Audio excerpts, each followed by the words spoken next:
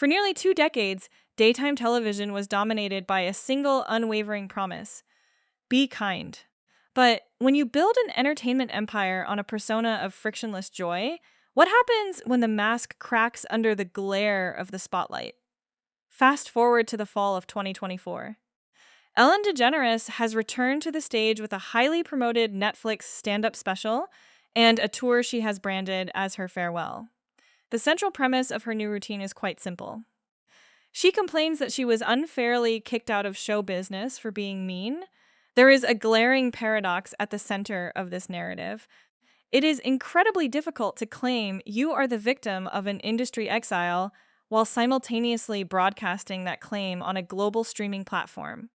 DeGeneres currently sits on an estimated net worth of over $450 million, securing a reported $20 million payday for her previous Netflix deal alone.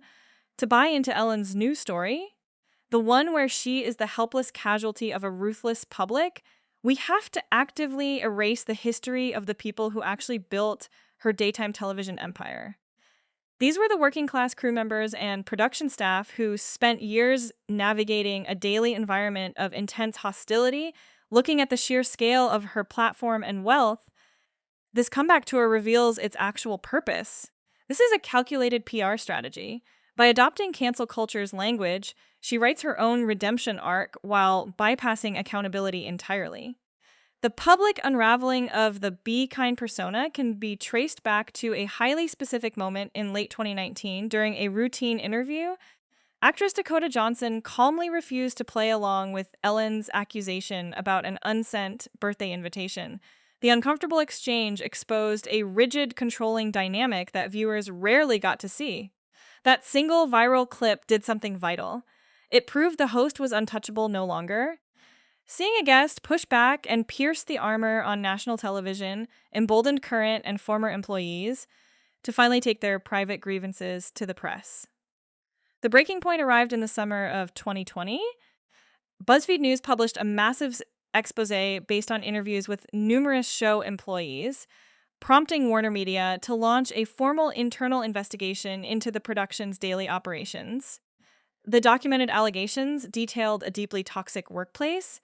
Employees reported being heavily penalized for taking necessary medical leave, facing constant intimidation from executive producers, and enduring casual racism on set. The culture of fear was so pervasive that staff were reportedly instructed not to make eye contact with Ellen in the hallways.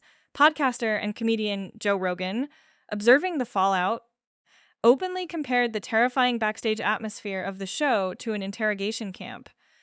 The daily sign-off to be kind to one another served a highly specific function.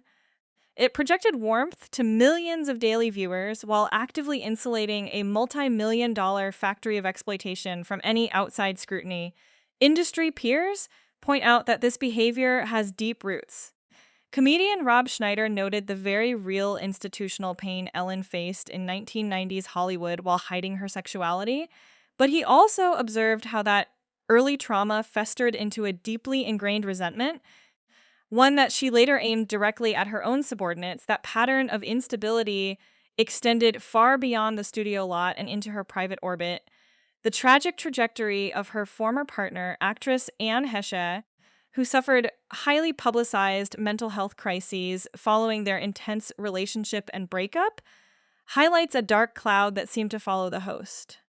While it isn't possible to prove direct causality for another adult's life choices, the consistent trail of emotional wreckage left in Ellen's wake completely contradicts the sunny dancing character she sold to American living rooms. The cruelty detailed by her staff was a long-standing active behavioral pattern.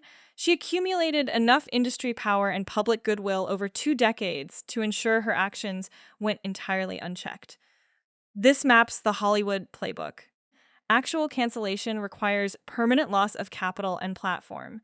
Ellen lost neither, entering a managed PR pause. She retained her fortune and connections, simply stepping out of the spotlight to wait.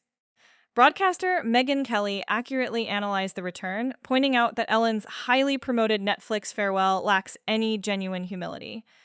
During her stage time, DeGeneres offers jokes but zero apologies to the specific production staff whose careers suffered under her supervision. Instead, she is adopting the language of marginalization. By complaining to her audience about how difficult she has it, she actively paints herself as society's ultimate victim, deflecting attention away from her track record as an abusive employer. The mechanics of this comeback reveal a simple truth about modern entertainment. With enough money and patience, toxic power is never destroyed. It is only temporarily paused until you can afford to buy a new stage. Late last year, Ellen DeGeneres stepped back onto a comedy stage for a new Netflix special. Her opening argument to the audience was simple. She claimed she got kicked out of show business simply because she was mean. The woman who built a 19-season television empire on the motto of kindness spent much of her new set complaining about the double standards facing successful women in America.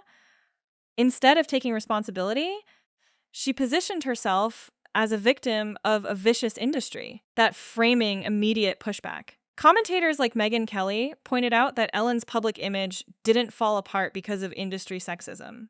It collapsed because people simply started sharing their real experiences of working with her.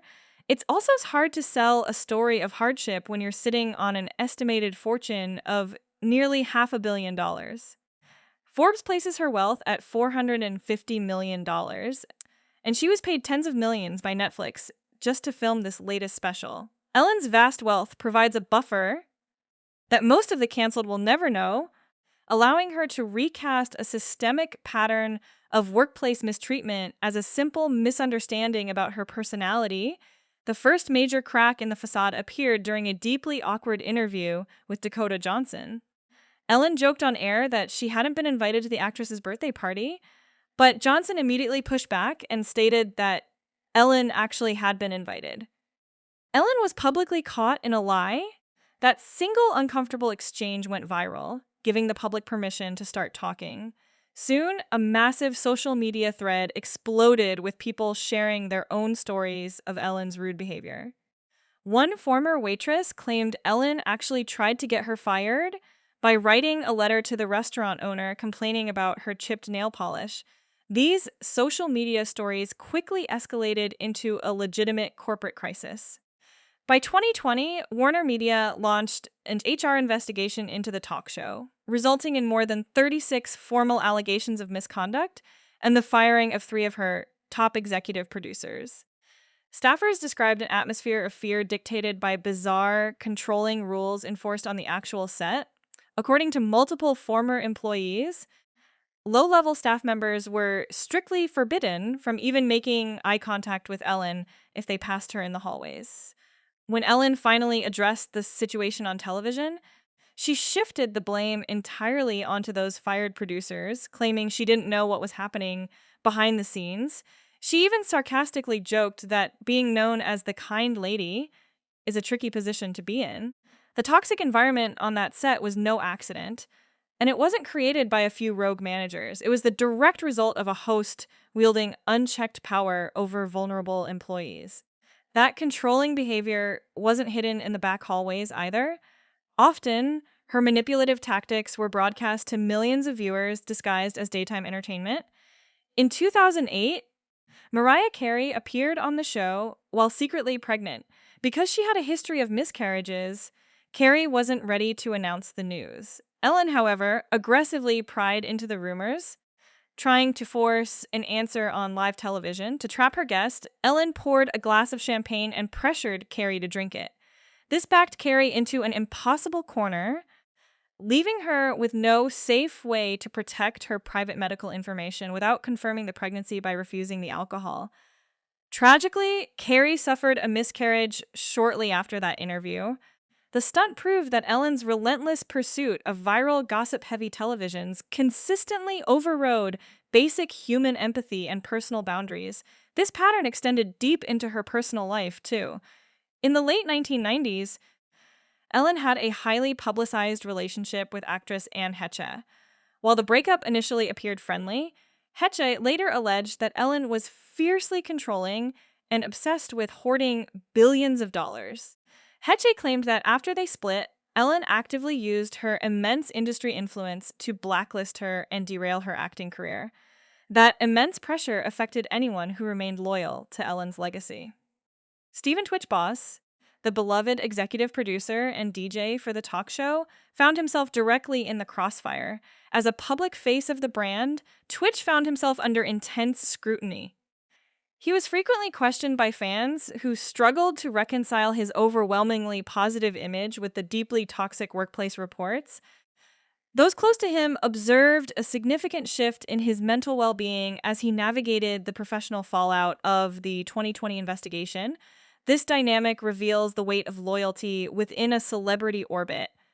While the institution at the top remains protected by wealth and PR, the individuals required to defend that image often absorb the brunt of the public's anger. After her show finally came to an end in 2022, Ellen physically distanced herself from the Hollywood fallout. In late 2024, she and Portia de Rossi relocated to a much quieter life in the United Kingdom. But she hardly left empty-handed. Despite claiming to have been run out of town, they still maintain massive wealth and continue to purchase luxury real estate in places like Santa Barbara for their temporary stays. And the idea that she's been completely blacklisted is simply false. Industry reports suggest she is already expected to return to Hollywood to voice Dory in a brand new Finding Nemo project. Which brings us back to that Netflix special.